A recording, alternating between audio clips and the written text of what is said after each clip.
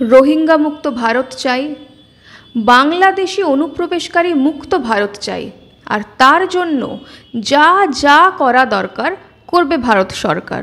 এই কথা একাধিকবার বিভিন্ন বিজেপির নেতা মন্ত্রীদের মুখে তো শোনা গিয়েছেই। নির্বাচন কমিশনের নিবিড় তালিকা সংশোধনের সিদ্ধান্তের পর এই বিষয়টা আরও স্পষ্ট হয়ে গিয়েছিল, বা আরও ভালো করে বলতে গেলে বিহারে এসআইআর হয়ে যাওয়ার পর বিষয়টা আরও পরিষ্কারভাবে সামনে চলে আসে। কিন্তু এবার আরও বড় পদক্ষেপ নিতে চলেছে কেন্দ্রীয় সরকার। কেন বলছি এই কথা? জানতে হলে দেখতে থাকুন পুরো ভিডিওটা। নমস্কার, আমি স্বাতী। মাধ্যম ইউটিউব চ্যানেলের আরও একটি নতুন ভিডিওতে আপনাদের স্বাগত জানাই।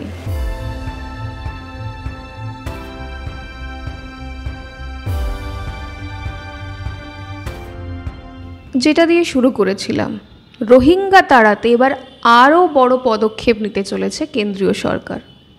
রোহিঙ্গা তাড়াতে দেশ জুড়ে বিশেষ আইবি মানে ইন্টেলিজেন্স অফিসার নিয়োগ করতে চলেছে ভারত সরকার। আর সেই সংখ্যাটা নেহাত কম নয়, প্রায় ৫,০০০। খবরের বিস্তারিত তথ্য জানাবো আপনাদের, তার আগে একবার আপনাদের নোটিফিকেশনটা দেখাই। এই যে নোটিফিকেশনটা আপনারা স্ক্রিনে দেখতে পাচ্ছেন, ভালো করে লক্ষ্য করে দেখুন। এই নোটিফিকেশনটা মাত্র কয়েকদিন আগেই কিন্তু পাবলিশ করা হয়েছে অফিসিয়ালি।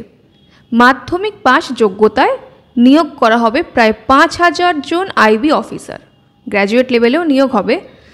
দেখতে পাচ্ছেন পুরো দেশ জুড়েই বিভিন্ন রাজ্যে এই নিয়োগ হবে। এই যে আমি রাজ্যের তালিকাটা আপনাদেরকে দেখাচ্ছি, দেখুন পরপর কোথায় কোথায় কোন কোন জায়গায় কত নিয়োগ হবে সে সমস্ত স্পষ্ট করে লেখা আছে এই নোটিফিকেশানে।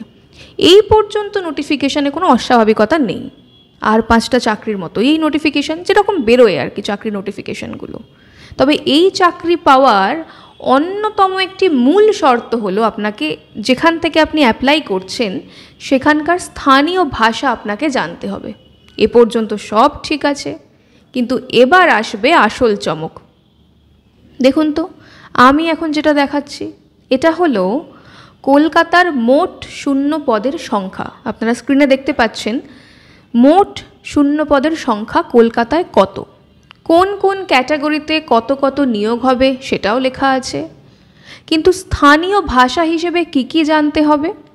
বাংলা, সিলেটি, নেপালি, ভুটানিজ, উর্দু, সাঁওতালি এবং রোহিঙ্গা।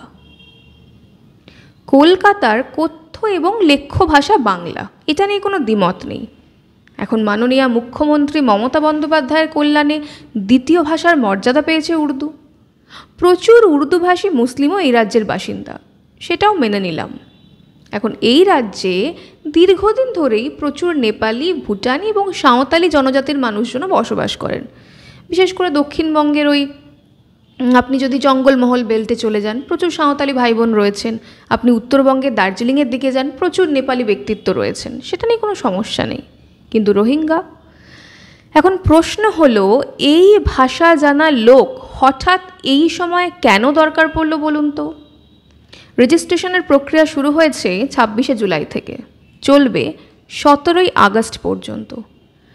এমন এক পরিস্থিতিতে যখন রোহিঙ্গা তাড়াও অভিযান চলছে, ঠিক তখনই রোহিঙ্গা ভাষা জানা আইবি অফিসার নিয়োগ করতে চাইছে কেন্দ্রীয় সরকার। সূত্র বলছে কাঁটা দিয়েই কাঁটা তুলতে চাইছে কেন্দ্রীয় সরকার। রোহিঙ্গাদের চিহ্নিত করতে এমন ব্যক্তি নিয়োগ করা হবে যিনি নিজেও রোহিঙ্গা ভাষায় পারদর্শী। শুধু তাই নয়, এই যে বাংলার মুখ্যমন্ত্রী বারবার বলছেন বাংলার বাইরে নাকি বাঙালিদের হেনস্থা করা হচ্ছে, বাংলা ভাষা বললেই নাকি তাদেরকে বাংলাদেশি বলে দাগিয়ে দেওয়া হচ্ছে, এই অভিযোগেও কিন্তু দাঁড়ি পড়ে যাবে।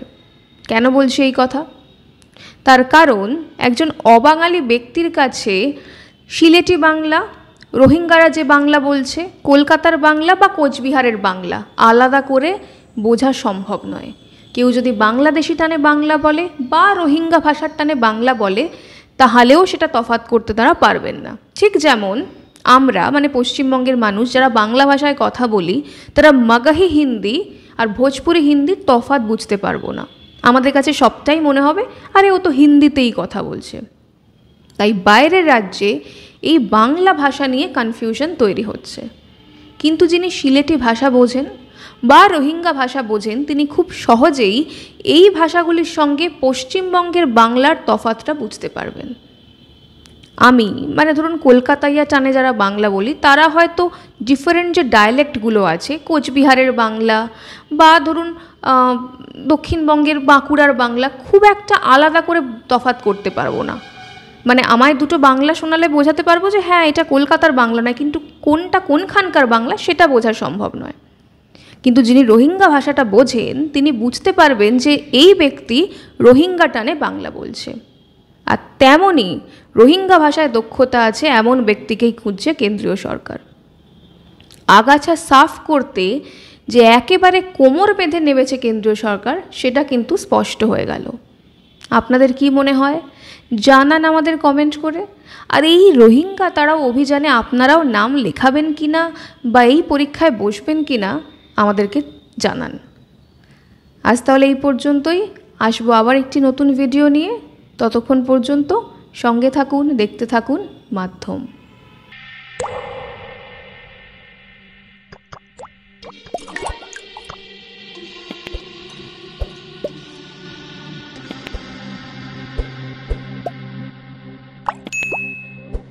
Goa's transformation is more than just development.